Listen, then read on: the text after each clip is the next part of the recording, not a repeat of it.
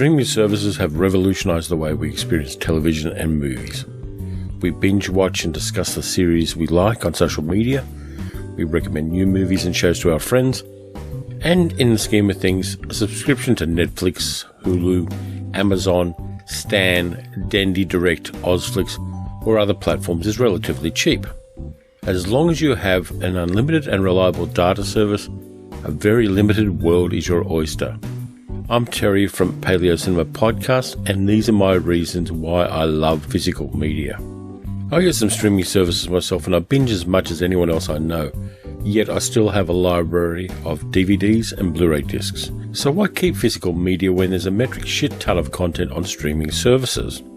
All the shelf space I dedicate to movies and TV series could be given over to important things like my ever-increasing Funko Pop vinyl collection, or my ridiculous number of podcasting microphones.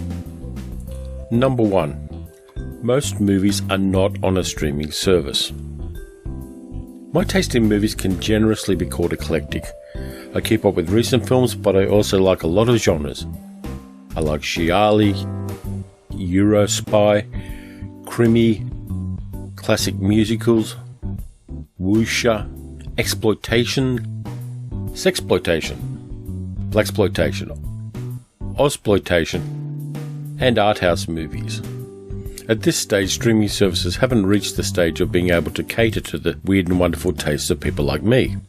Here in Australia, you're not going to find a 1960s Edgar Wallace Krimi film on Netflix, or the Commissar X series on Hulu. They simply aren't there. Or even look at a more mainstream genre like westerns. A lot of people haven't heard about the renowned cycle of 7 westerns director Bud Bedicker did with Randolph Scott in the late 50s and early 1960s. Trust me when I say they're good, lean, interesting westerns. Streaming services may throw 2 of them at you, Ride Lonesome and 7 Men From Now.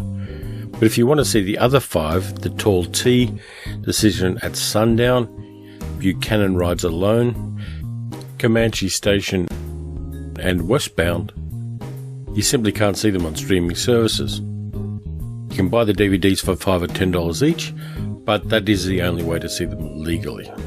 I'll give you one more example. Guillermo del Toro's The Shape of Water is going to do well at the Oscars this year. Del Toro has said he based the monster in The Shape of Water on the creature from the Black Lagoon. No streaming service in Australia at the moment has The Creature from the Black Lagoon, Revenge of the Creature, or The Creature Walks Among Us.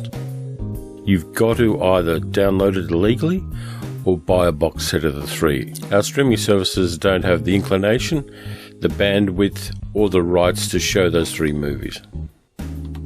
Number 2. The moment you stop paying, you have nothing. Subscription services aren't the bad guys.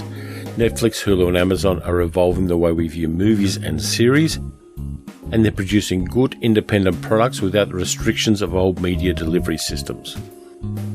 But the moment you can't or won't pay the monthly fee, you have a blank screen. You're stuck watching infomercials on free-to-air TV at 3 a.m. after a day of drinking too many espressos. You don't own anything with a streaming service except the right to look at the media if you keep paying them every month for the rest of your life. Number 3. Movies and TV series disappear.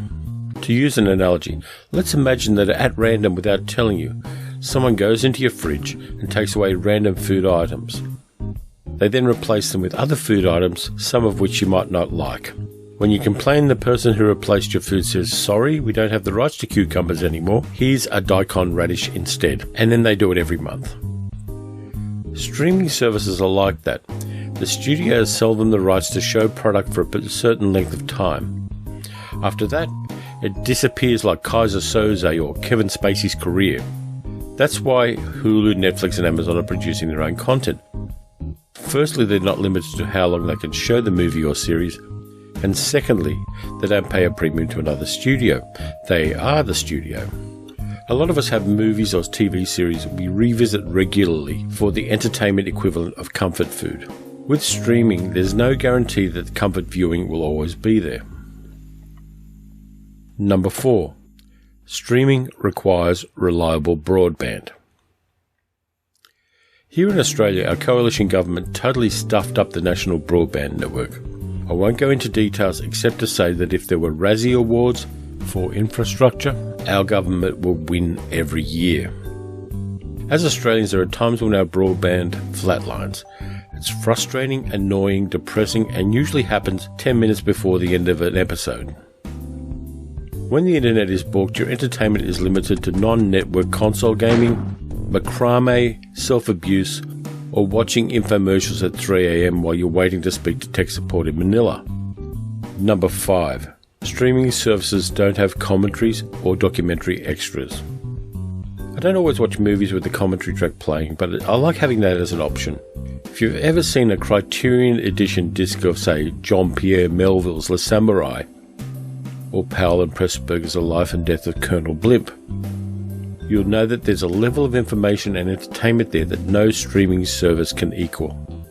For instance, if you're interested in the way films are made, watching the original version of The Manchurian Candidate with director John Frankenheimer's commentary is like getting a masterclass in cinema.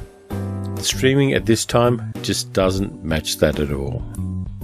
Number 6. Final thoughts. My point is, don't let a streaming service algorithm decide what you want to watch from among their thin offerings. Find out what you like by exploring outside your usual viewing and your comfort zone. Don't limit yourself to the entertainment equivalent of strip malls and fast food. I know that buying media is more expensive and storage space is always a concern. But you can start out slowly, you look for bargains, and build a movie library that reflects who you are. Like a bookshelf, a movie collection tells people what you're passionate about. It shows the world, or at least the people who are in your house, the wonderful, weird, crazy and magical person you are. A Netflix queue is never going to do that. So thank you for watching. If you liked the video, please click the like button. If you really liked it, click the subscribe button. I'll be back with more content very soon.